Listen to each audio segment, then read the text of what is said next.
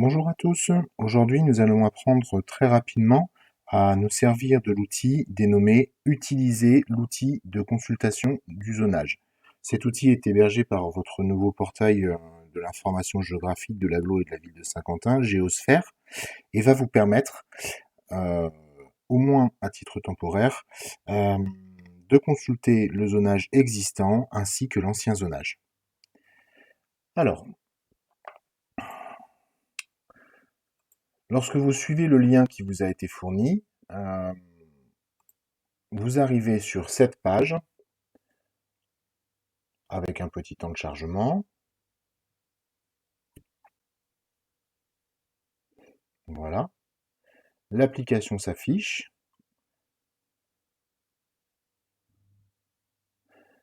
Voilà. Alors, premier point. Un message de bienvenue vous est adressé afin de vous dire que l'outil est un outil temporaire. Il ne s'agit pas de l'outil définitif. C'est un outil de travail conçu pour pouvoir consulter rapidement les résultats des traitements en cours. Si vous ne voulez plus voir ce message-là, vous pouvez cliquer sur ne plus afficher cet écran de présentation. Vous cliquez ensuite sur OK. Voilà. Quelles sont les possibilités offertes? Euh, L'outil a différents boutons que vous devez connaître assez bien. On va commencer par le plus intéressant peut-être, c'est celui-ci pour se mettre à l'aise, le bouton plein écran. Voilà. Je viens de passer en plein écran. Si je veux rebasculer en mode écran normal, je reclique à nouveau sur le bouton plein écran et là j'ai à nouveau accès au reste de ma fenêtre de navigateur. Pour les besoins de la démonstration, je clique, voilà, et donc nous allons travailler en mode plein écran. Ce petit bouton n'est utile que si vous travaillez sur le terrain. Il s'agit du bouton qui permet de localiser votre emplacement. Si je clique dessus, je suis localisé ici à mon lieu de télétravail aux alentours de Laon. Voilà. Voilà, je suis localisé ici avec mon matériel GPS. J'arrête la localisation. Voilà. Je clique sur le bouton précédent pour revenir au niveau de ma vue, voilà, à une autre vue. Je clique sur le bouton maison pour revenir au zonage initial, au zoom initial, pardon. Voilà pour les petits boutons de navigation. Vous connaissez les boutons plus, vous connaissez les boutons moins. Tout cela n'est pas nouveau pour vous. Alors, parlons tout de suite de la couleur de la carte. Je vous ai dit que c'était un outil temporaire. L'outil va permettre de comparer l'ancien et le nouveau zonage. Si l'ancien zonage affiché ici avec des limites rouges, et quand on zoome, voilà, on voit les anciennes limites en rouge, avec aussi ici en rouge les étiquettes de l'ancien zonage. Si ces étiquettes et ces zonages vous gênent, vous cliquez ici sur version 2018 et vous masquez la version 2018 du zonage. Voilà. Cela nous permet au passage de parler de cet outil. Cet outil va vous permettre, notamment si on zoome dans la carte, on a les parcelles qui apparaissent et ça peut être gênant d'avoir toutes les étiquettes. Voilà, vous voyez là, il y en a beaucoup. On voit même plus sur quel zonage on est. Si les étiquettes vous gênent, vous pouvez cliquer sur une des couches, n'importe laquelle, et cliquer ici sur masquer les étiquettes. Voilà. Vous aurez à nouveau les zonages ici qui viennent s'afficher correctement. Ne soyez pas perturbés, les couleurs ne sont pas celles des documents papier, pour la bonne et simple raison qu'on n'a pas encore travaillé le rendu graphique de ce que sera votre futur outil de consultation. Vous avez la possibilité aussi de jouer sur la transparence. Par exemple, ici sur 2020, je clique ici sur transparence, voilà, et je vais renforcer la transparence renforcer la transparence de ma couche, des différents zonages. Voilà. Oh, il faut que j'arrête de me positionner sur le GPS. Euh, voilà. Euh, voilà. Ensuite, vous avez une autre possibilité, c'est d'afficher directement la légende, si vous le souhaitez, en cliquant sur le bouton légende. Voilà. Euh, on continue toujours avec ce petit outil-là. Donc vous avez compris, cocher, décocher, permet d'afficher ou de masquer une couche. On passe aux outils suivants.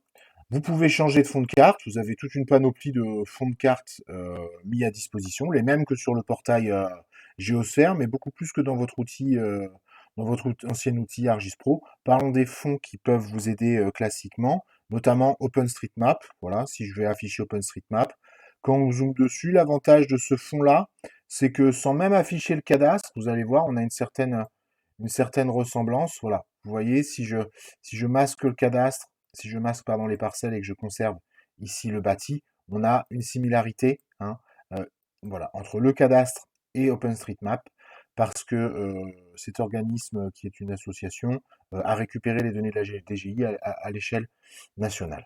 Voilà, donc je vous conseille OpenStreetMap, les autres vous les connaissez, IGN 2018, IGN 2003 si nécessaire.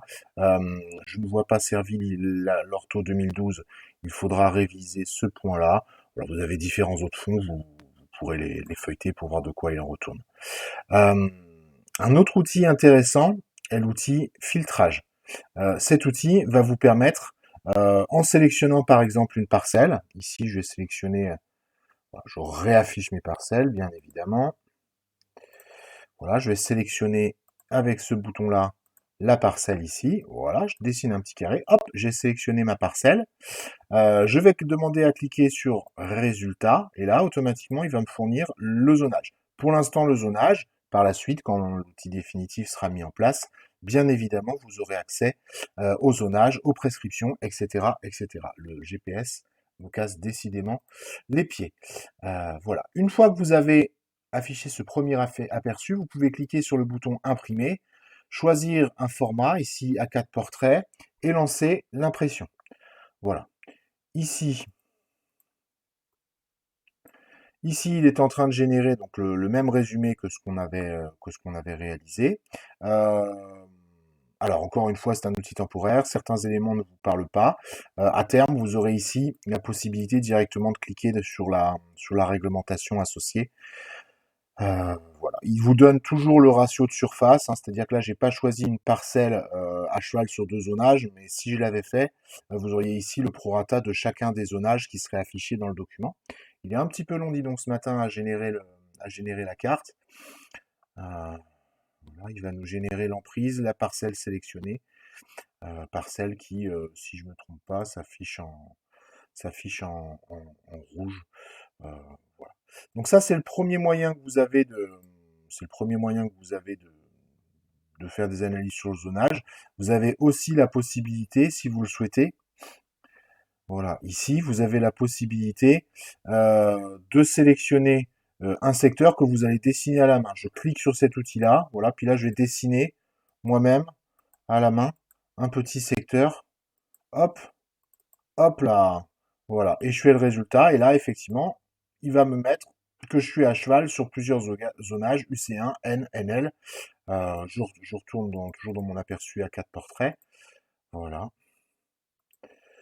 Euh, voilà. Voilà. Alors la génération, visiblement, a du mal à suivre avec OpenStreetMap. Donc on bascule en... C'est dur ça. Voilà, on bascule en Ortho 2018 pour pas avoir de problème. Voilà, il vous a mis les différents zonages relatifs au secteur que vous avez dessiné. Voilà pour l'outil rapport. L'autre outil, euh, l'autre outil va vous permettre de faire ce qu'on appelle un balayage. Alors ici, je réactive la version 2018, voilà, et on va pouvoir aller balayer l'ancien et le nouveau zonage. Dans ce secteur-là, ça a bougé un petit peu, on va le voir.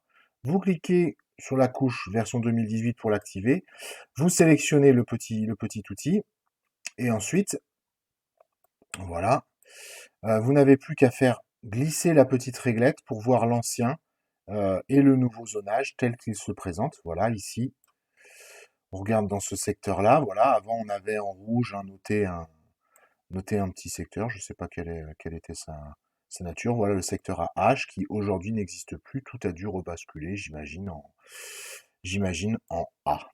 Voilà. Donc voilà pour l'outil de bascule permettant de faire la comparaison entre le nouveau et l'ancien zonage. Voilà, le bouton de sélection permet de sélectionner des éléments. Un dernier élément important, si vous avez besoin d'ajouter des couches extérieures, vous pouvez cliquer sur ce bouton-là et puis taper un mot-clé. Par exemple, si je tape eau, je vais pouvoir accéder au réseau d'eau potable. Voilà, l'ajout est en cours. Vous voyez ici, il m'a ajouté, alors c'est les ouvrages connectés, c'est pas le bon. C'était ça qu'il fallait que j'ajoute le réseau. Voilà, j'enlève les ouvrages connectés. Voilà, il va m'ajouter le réseau ici d'eau. C'est lequel? C'est celui-là. Voilà, j'en ai plusieurs en tant administrateur. Voilà, automatiquement, le réseau d'eau potable a été ajouté à votre projet. Il apparaît ici, les ouvrages et les conduites qui apparaissent en bleu. Voilà, c'est tout pour cet outil-là. Je vous le rappelle, c'est une version temporaire. Donc vous avez vu, il y a deux, trois bricoles encore à corriger. De plus, des ateliers seront menés afin que vous puissiez prendre la main sur la configuration de l'outil tel que vous en avez besoin. Je vous souhaite à tous une bonne journée. J'espère que ce tuto vous sera utile et vous dis à très prochainement. Au revoir.